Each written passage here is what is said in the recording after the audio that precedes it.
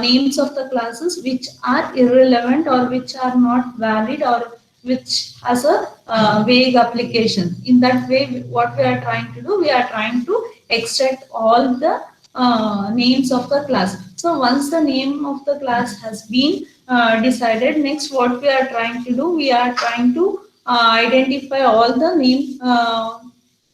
We are trying to design a class model. Once the class model is designed, so the next thing is we need to add the attributes. So to add the attribute, we had a different steps that we need to try to keep the right attributes. We need to decide the attributes which are of the qualifier type, which are taken as an identifier. So whether the attributes are considered on a association, whether the attributes does have a default value. So all this identification will be done. So this diagram I had explained, right? We had a ATM class model with the attributes. So how the ATM is going to work with when the attributes have been added and when the class qualifier attribute have been added to the model. So how the system is going to work. We have discussed on this. So the next thing is we need to refine the model. So how can we refine the model? With the help of the help of a inheritance concept. So we know that there we are using the inheritance to reduce the complexity of the system, where we can reuse the code. Whatever the existing code is there, we can reuse the code. By using that, we can have a we can reduce the complexity of the system. So there are two different approaches for using the generalization. So one is a bottom-up generalization and one more is a top-down generalization. In a bottom-up generalization, what we are identifying, we are identifying the names of the classes. Once the classes has been searched, next what we are trying to do, we are trying to add the attributes, then association, then what type of relevant operations are there. All these things we are trying to add to the model. So for example, if we have taken a remote transaction and a cashier transaction, so both are similar. So here what we can do, we can have a initiation and we can apply the concept of generalization. So we can take a one more class. From that particular class, what we can do, we can inherit both this remote transaction and a cashier transaction. Next is top-down specialization. So in a top-down specialization, what we are identifying, how the application can be brought into a particular domain. So what are the different adjectives of the classes that we are going to consider? Say for example, if we are taken a lamp, so the lamp can be classified into fluorescent and incandescent lamp. So whether or if we are taking a menu, so whether the menu can be a fixed menu or whether it should be like a pop-up menu or it can be a sliding menu. So depending upon a type, we are depending upon a domain and depending on a application, we need to decide how to approach a generalization concept.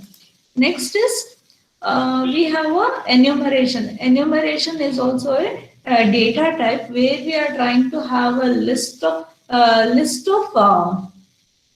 where we are taking in our terms of a list. So here what we need to identify, what is the difference or between a generalization and a enumeration. So enumeration uses like a sub classes or a sub cases in a application domain. Say for example, if we are taking if we are going to consider as a account type, so account type can be a name of a enumeration where we can have a different list of accounts. So whether it can be a checking account, whether it can be a savings account. So that can be taken in a form of a enumeration. Next, we have a multiple inheritance. So when we are going to consider a multiple inheritance, so what happens? It increases the performance of a sharing. So the majority will be dependent on a sharing of information. So how can we introduce a sharing of information? It depends both on a conceptual and implementation complexity. That means depending upon a domain analysis, we are trying to design so whether the system needs a multiple inheritance. So once we have designed in a form of a multiple inheritance, whatever the concepts are there, so we need to bring that into the implementation form so that we can analyze so what is the complexity of the system. Next thing is similar association. When we are taking a similar association, what we need to do, we need to use a associated classes. So which are related classes are there, we are trying to group together, and we are identifying what type of relationship or what type of similar relations are going to be existing. Next thing is we need to adjust the inheritance level. To adjust the inheritance level, the attributes and the association are taken in a form of a class hierarchy. So when we are trying to analyze the concept, so we need to identify what is the hierarchy, in what way the hierarchical class representation has to be made. So depending upon a class hierarchy, we are trying to indicate the system. Next thing is testing the access path. So how can we test the access path? That means when we start the navigation or a traversal of a class, we need to identify whether all the classes are being connected, whether each and every classes are being associated. So we need to identify if there are any misinformation or if any classes are disconnected from the other classes. In that way, we can have a testing of the paths. Next,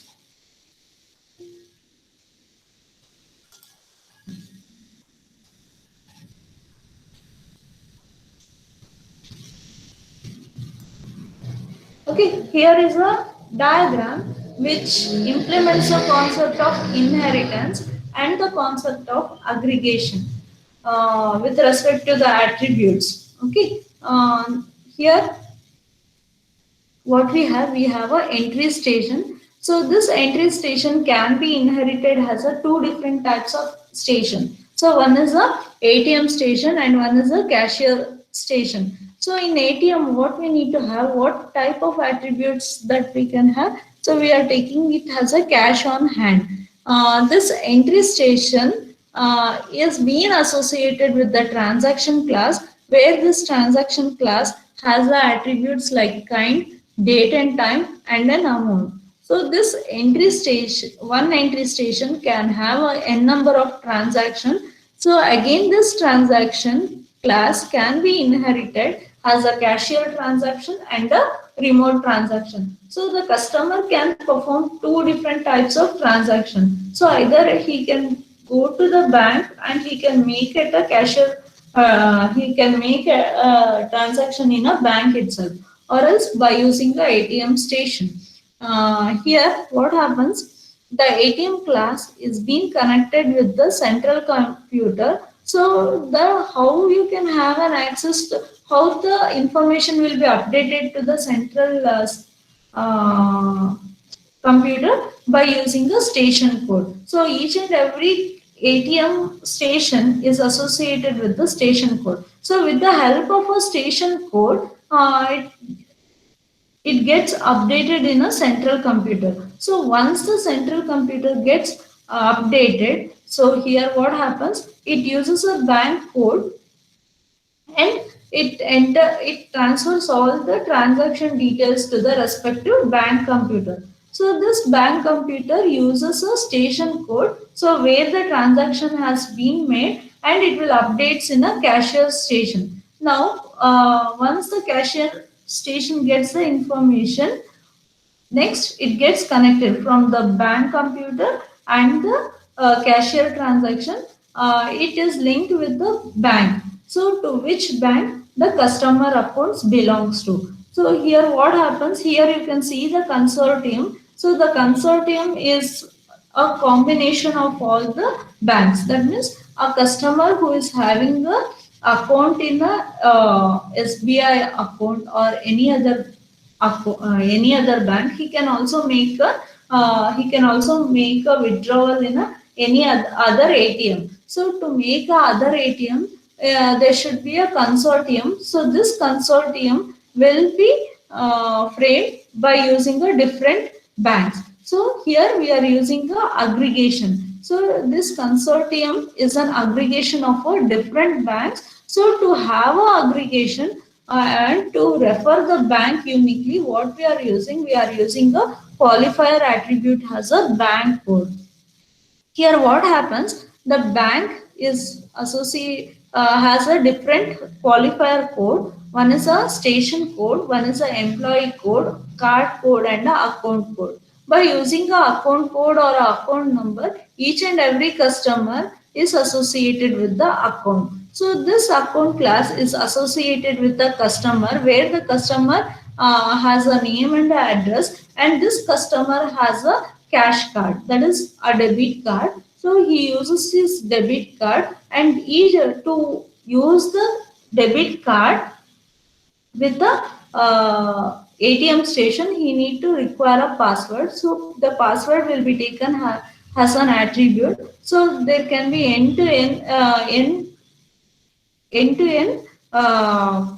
association, or it can have a n number of accounts. A customer can have multiple accounts with a multiple cash cards. So one cash card is can have a n number of remote transaction. So which has a authorization.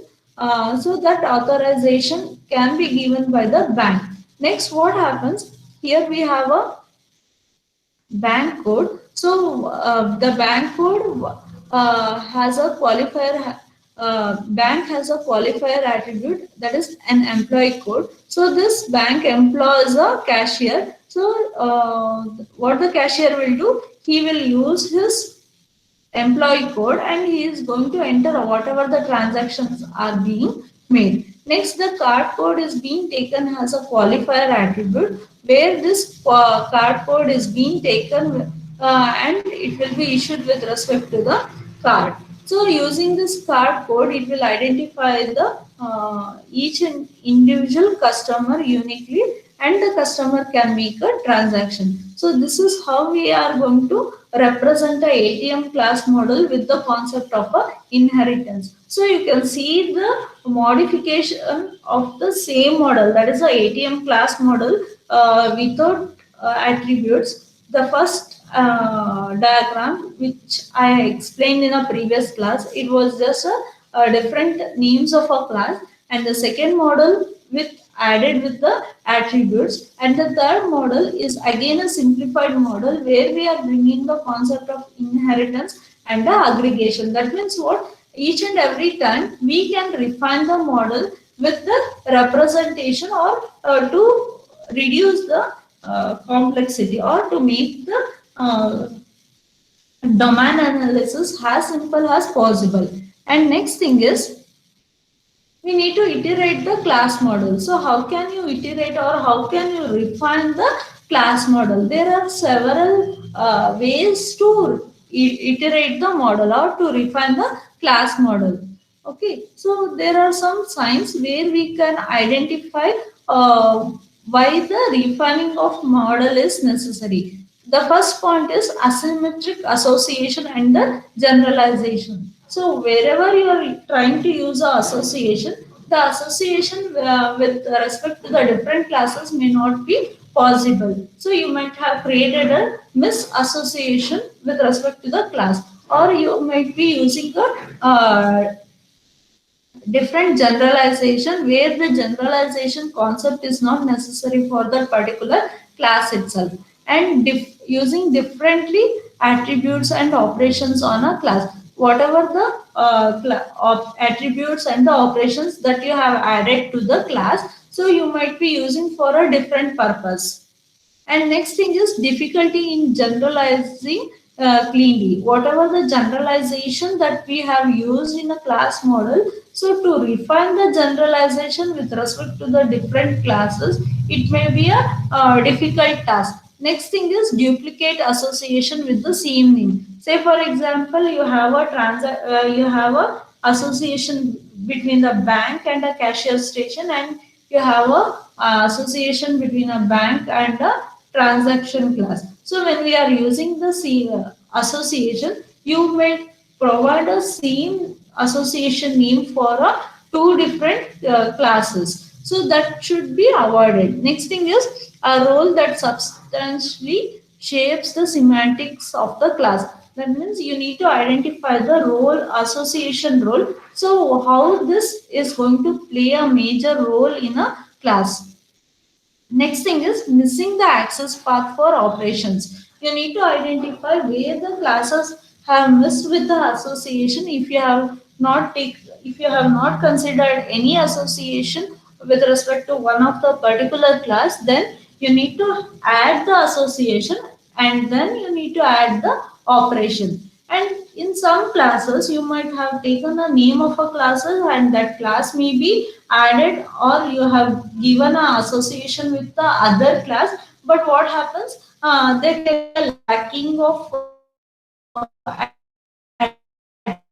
attributes, operations, and association on that class. That means a class may be declared, but you might have not included any attributes or operation. That you need to check, or you need to refine whether it is necessary that you need to add the operation, or you can leave it as it is. Next thing is redundant information. So wherever possible, you need to identify if there are any redundant informations are there or redundant classes are there. So those redundant class and the attributes has to be terminated, or it should be eliminated from the model. Next is the association end names. So whatever the association end names that you are providing, that association end names, it should not be too broad or it should not be too narrow for the classes. And next thing is you need to have an access to the object. So where that object can have an access to the value of an attribute.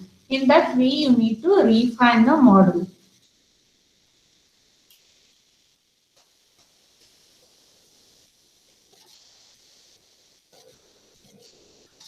Okay, so this is one more class model that what we have refined.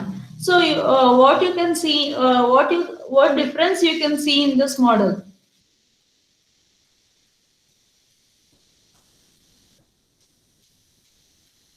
What difference you can see in this model? Anyone? With respect to previous diagram, what I have shown. So what difference you can see? Is there any difference in this model? Anyone? Priyanka?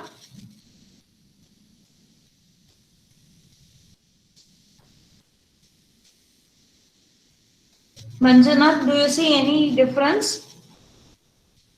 Unmute and speak.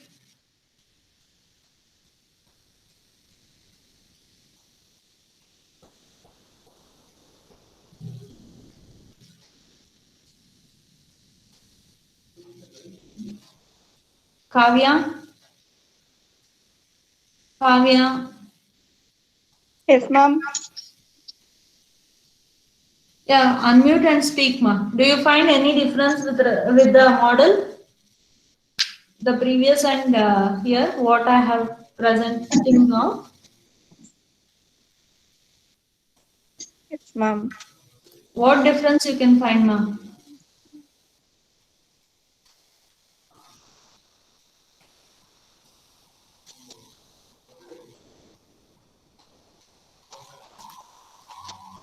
What difference you can find? So in the previous diagram, we have used only the inheritance and the aggregation. Here you can see there is a composition, right? So for the transaction class, the transaction class is composed of a update. That means whatever the updation with respect to transactions are there. So we have added one more class called as a update. So this transaction class is composed of a update. So in update class, what you have a amount and a kind. That means whoever the customer is there. So when a customer makes a transaction, what amount of transaction that the customer has made. So that information has to be updated in a transaction. So this transaction is composed of a update, and all the other things are similar to the previous diagram itself. So here what we have done, we have taken an entry station, and entry station is being associated with the transaction class. Again, this transaction is being inherited into two different classes, cashier and a remote transaction.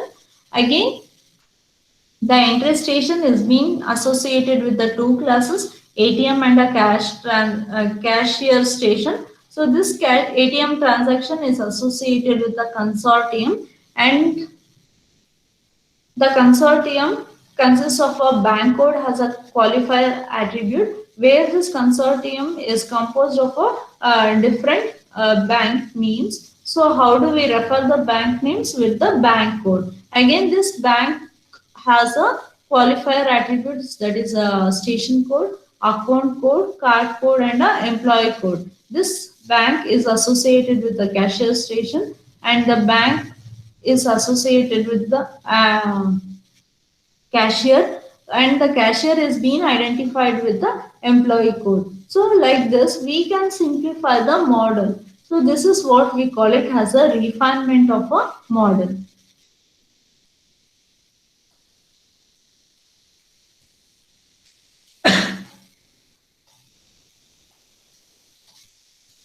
Okay, next is shifting the level of abstractions. So how can you shift the level of abstraction? So the first thing is we are trying to identify the model. So the above the manager there will be a supervisor, and above the supervisor we have a individual coordinator. So all these three, manager, supervisor, and individual coordinator, is taken as a different classes. So one manager manages n number of supervisors, and for one supervisor there can be n number of individual coordinators. So he is going to manage n number of individual coordinators. So what we can do, this model can be simplified as a person. So the person class has an attribute, that is an employee tag or a reporting level. So this person can be a boss, or the person can be a worker. So this boss, there can be 0 to 1 boss, and the one boss can manage n number of workers. That means we are trying to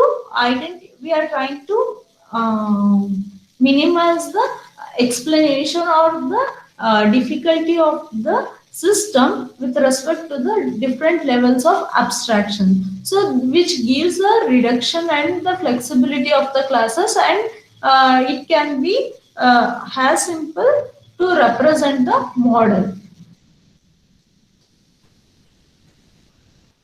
Next thing is grouping the classes into the packages. So here we can see that when there are more number of classes and we want to have the entire class model for some other purpose, then what we can do, we can make that entire classes and transform them into the packages. So what is this package? A package is nothing but a group of elements. So where it consists of a classes, association, generalizations, and a lesser packages or the other relevant packages. Okay, here what we are trying to do, so all these packages will be taken in the entire into a single package, where we are bringing the entire package to force and fit into a particular application or particular model.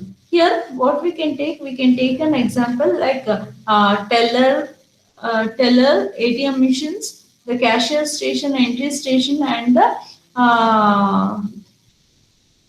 all the three classes can be taken as a one package called as a ATM. That is, the teller machine entry station can be taken as a one particular package. And the account refers to the account, cash card, and the card authorization customer. So all these things can be taken as a one package, and the bank has for bank has a one particular package where the bank consists of a consortium and the bank class. So all these things can be combined as a one, that is, all the relevant classes can be clubbed together or combined together, and they can be brought in terms of a packages. So that can minimize the complexity, or it can be a simple representation of a class model.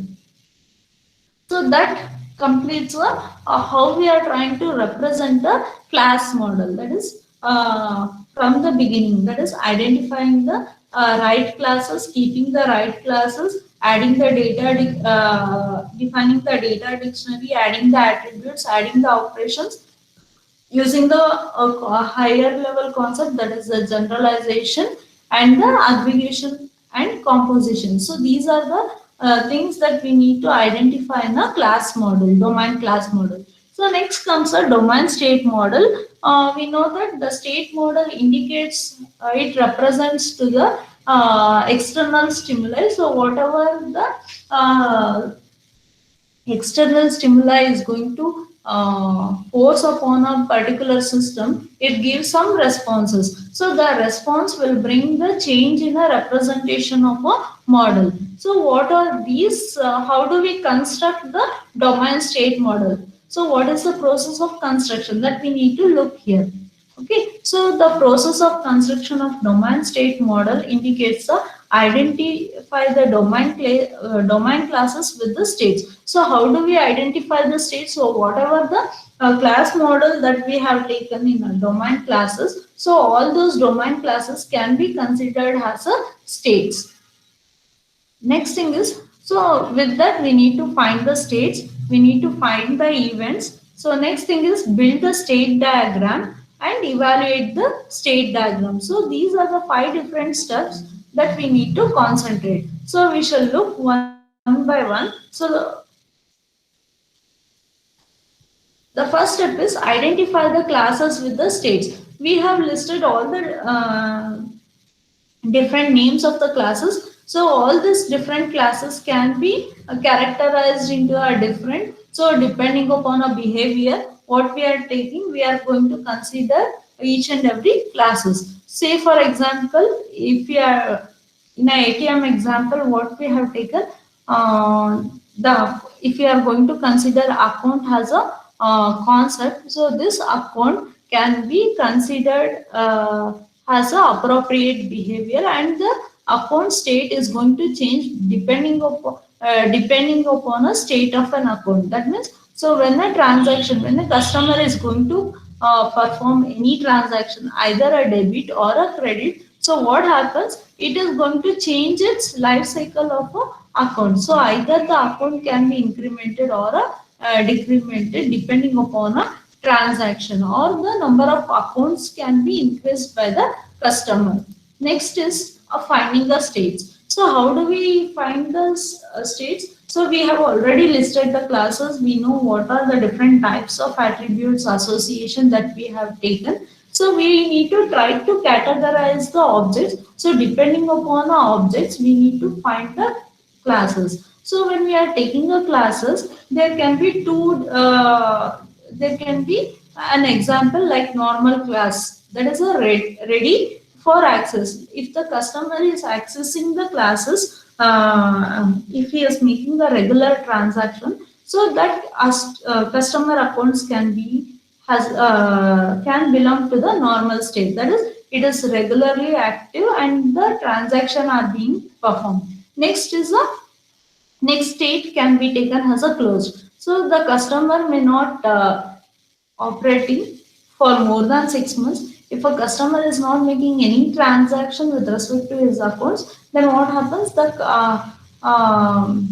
account will move to the suspend state. Later, the customer, if he is not willing to make any transaction, then the customer can close the account. Next is overdrawn is a one state. That means the customer should maintain a minimum balance. If a customer is not maintaining a minimum balance, then what happens? It can exceed the balance account, so that we call it as a overdrawn.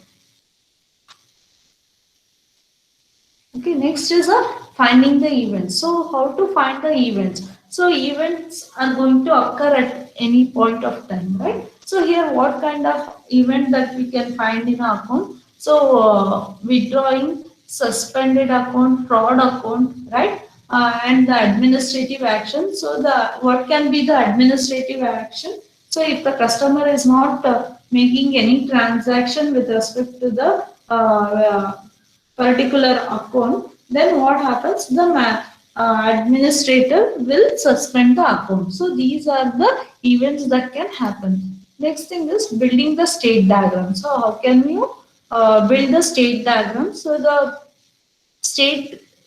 So if you are taking the account for an account has a state diagram, so the customer will open an account. So the account will be in a normal state. So from the normal state, it can move to the different states, either a closed, overdrawn, or a suspended. So when you say from the normal state, normal account, so the customer, if he withdraws an excess funds from his account, so it will go to the overdrawn. So from the overdrawn state, it will come to the normal state, saying that whatever the balance is there, it is a insufficient balance or insufficient funds. So from the normal state, it can move to the suspended state. Okay, why it can go to the suspend state? It can be various reasons. So it can be a suspected fraud. So a fraud can happening or unauthorized access can happen with a particular account. So seeing that, it can go to the suspended state, or the through the administrative action, it can move to the suspended state. Or if the customer is trying to access his account with the incorrect PIN, then it will go to the suspended state. So how this from the suspended state, it can be moved to the normal state. It can, by using the release hold. That means an appropriate action has to be taken care with respect to the bank managers. So when the request goes from the customer to the banking person, administrative person, so the administrator would take a particular action and he can release the account. So from the suspension, when the account is released, it will move to the normal state. Next is evaluating the state diagram. So how can we evaluate the state diagram? In a class model, we have seen if there can be a missing classes, there can be a lacking of attributes, operations, or associations. So these things will lead to the irrelevant class model, or it goes to the refinement model. So how can you evaluate similarly for a state model? So we need to use a domain knowledge. So we need to look whether there are any missing paths are there. So if missing paths are there, it indicates that there are missing states. So incomplete or missing states should be added. So the life cycle of the state has to be completed. So that is how we need to try to evaluate the class model. Next is domain interaction model. In a domain interaction model, it goes with the iteration of the analysis. So once the analysis is being done, the problem statement is being considered. So what we need to do, we need to identify how we are trying to analyze the system, how we can make a iterative process, and we can bring the model. So next is refining the analysis model. How can we refine the analysis model? Here what happens? we need to identify what are the imbalances are there across the model. We need to identify the refinement of the model with respect to the increasing sharing. That is, we can use the concept of multiple inheritance by using the improvement of a structure by removing the extraneous classes. That means you have defined a classes and you have defined the association, so those are classes and association may be irrelevant. In that way, we can define a model. And the next is restating the requirements. So whatever the statements, earlier requirements that we have collected, so you may need those requirements to be restated once again. So how can you do that with the final model requester? You need to create a one more model. You need to verify the final model with the earlier model, and you need to analyze the system, and you need to make all the necessary corrections. And next thing is analyze and design. Here what we are trying to identify, we are trying to specify the problem by identifying the flexibility of the system, by identifying any bias is being considered, or whether any changes are being brought in a model. So by using all these things, we are trying to identify how we can refine the model. So any doubts in this?